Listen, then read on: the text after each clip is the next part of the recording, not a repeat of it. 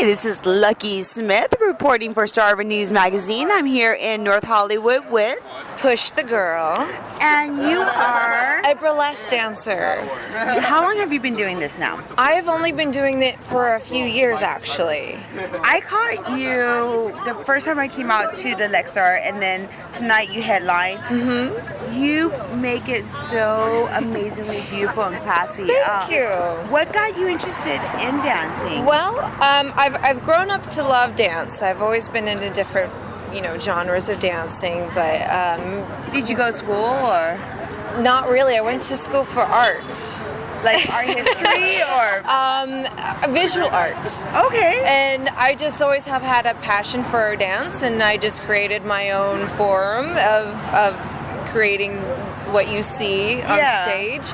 But I've always studied the classic burlesque and everything that follows with femininity and womanhood on stage and performance in general. Yeah, because you are you're very feminine when you're on you. stage, and at the same time, it's like you're not. You can see that you're in control. Thank you. It comes with a lot of emotional maturity of being confident and having an assertiveness with your confidence, and it's great. It's a great feeling, and it's I say dance is always what makes people happy. So if it's making you happy, then therefore it'll show on stage. What was your biggest challenge so far as being a dancer? I would say getting up to the chops of what modern dance is doing in variety shows, and that means like props, music, anything involving with just modern dance in general. But what I like to do is keep a lot of the classic tradition of burlesque entirety, just like Dita Von Teese and everybody who started in the 1920s and 1940s, and keeping that a part of the genre, as well as bringing in my modern dance to it all. And is that what brought you from Texas to California? Actually, the whole love of performance art brought me to LA. So I didn't quite know I was going to get into burlesque until I got here and did my first audition ever and landed my first gig at House of Blues, which was burlesque. Oh, wow. And my first show, they were just, they all, the promoter, everybody who was involved in the venue was like, I would have never known this was your first show. And I was like, you must be a natural. So I just went with it. I evolved it. I studied it. I worked it. And then here it is today. What advice would you have for anybody that's interested in going into this field? Because for your first show at the House of Blues, I mean, now that you're in California for a while, a little bit now. How long have you been in Cali? 3 years. Okay, so you know House of Blues and gain those compliments. Is it something that people just give you? Right. What advice would you have for people who are not naturals? Because not everyone's a natural. I would say take a lot of interest into your self-confidence. Learn everything there is to learn about bringing out that inner feminine kitten. It's all about being comfortable, do sex dances or sexy moves or sexy role playing also helps. Go to any burlesque dance class that you can possibly, even ballet, even cabaret classes, any pole dancing classes will help you mold that confidence to be assured that you're aware of your body and your sexuality at the same time. And then once you get there, listen to the music. It's all about the music and the feel and the vibe. Once you get there, it should all mold together because you are being moved by something that is being created. So you are part of the creation, therefore you are a created being. And what would you say, is this your only gig? This is your full-time burlesque dancer at this point, correct? I do this on a side gig. I'm more of a artist performer. I'm a visual artist performer, and this is something that I'm doing to pretty much advanced my live performance of my art career. So, all right, visual art performer. Explain that to me because I'm not too familiar with that world. Imagine two artists on stage and they're creating live pieces of art. Excuse me. They're Okay. creating live pieces of artwork, and it's going along with a repertoire of music. Okay. A lot of costume changes. A lot of different art pieces are happening live on stage while you're watching the whole show like unfold. Oh wow.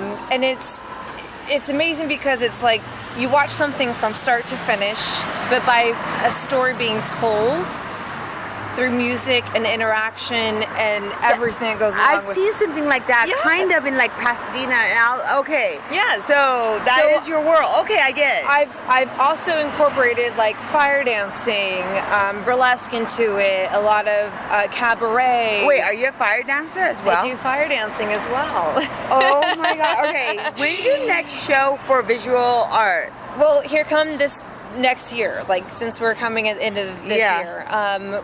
I just got well funded with my other art partner who I'm doing these live performances with. So here come 2014, we're going to be pretty much showcasing the idea with an artist and I creating art pieces on glass with lights, production. Dude, you guys spray totally invite paints. us. Like We will. Yeah, we'll totally come on and cover It that would be because great. that'd be fun. Yeah, no, it's something that I love nobody's art. seen at all. It's generally a whole new idea, and we're keeping it under wraps until it happens. Yeah. We did a concept show of this back where we're from in Texas. Okay. And it was like a 3-hour-long show, and it was amazing. Everybody says it was the best amazing art show they've ever seen because it was What a lot part of of interaction. Texas are you from? Because your accent's not that strong. I know, no. I'm from Austin. It's kind of It's more city. I heard. Austin, Yeah. Texas, yes. I've dated some Texas boys in my lifetime, good, and yeah. Good. you don't have that. You don't have that accent. You know, when you get me home and get me boozed up a little bit, it comes out a little bit. But you know, when you live in the city, you kind of lose it a lot. But that's what the next grand plan is, and me evolving into the burlesque and showbiz for variety shows is only keeping up my chops for those kind of things. Okay. So when it does come up, and when this show takes off for the next year, we're looking to take it up to the next level in production wise. Nice. So my shows here come January and throughout the year are going to be up to the level what I want everybody to see this whole thing, what it was all worth for, like what I've been accruing myself into. Because burlesque has just been, it's just been another outlet, an artistic outlet for me to get into. But that's the not your spotlight. only aspiration. It's not. Yeah, there's music behind it, there's creativity, there's production, there's film. Do you have a website? I do, and it's all coming out 2014. Okay, It's okay. pushthegirlonline.com. Okay. It'll have like everything from like makeup and hair tutorials to like costuming to all my burlesque stuff to all my visual art to all the film work I've done. Nice. It's a big step into like the bigger picture, so to say. Yeah. Exciting. Yeah, it's pretty great. All right, so you're working next year. You're going to contact us when I you're would love ready to, yes. promote that. Is there anything else you want to cover? Anything else you would like to add or maybe discuss? I would just like to say for anybody who is an art lover, support their artists, support the live scene that's happening. See and adventure all the aspects of art that there is. Because it's one of the most disappreciated Exactly. And aspect within we're the art mostly world. here doing it out of our own pocket for the passion of to be creating something bigger.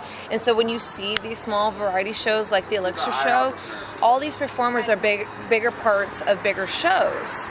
And so this is just an eminent light of just a little window of what you can see, what everybody else does outside of the show. So if we can bring everybody together in one show for you to just enjoy, get to know the artists, meet them, greet them, because they're all doing something much bigger and much more amazing. And because like burlesque is a lot of like a sexual, I would say emotions behind it. Do you ever get the misconceptions when after the show with, Of course. and how do you deal with that? I get asked all the time, like the differences between burlesque and stripping, because obviously we're doing all the same, but there's a different of theatrics and just pure Well, my bank account knows the difference. Okay. Yeah, right. But if you want to backdate it to the 1920s, burlesque came over here for theatrics, and it was considered theater. And it all has to do with creating a skit. All the facial expressions have a lot to do, like if you were going into silent film, everything has a moment and a capture behind it. Wow, I didn't. And now I'm looking back at your show. There is a lot of emotions, a lot of facial, and I get that. It's just. And you've seen a very short performance of mine versus a very bigger performance of mine, where you can actually come join me in a bigger performance, which will come here next year. It'll be like, come and join the journey with me and then be involved with it. And it'll be all, everything from hand gestures to body language to facial expressions to the music. Everything will be involved into bringing you into a theatrical moment. So it's like a time travel back into the 1920s, kind of.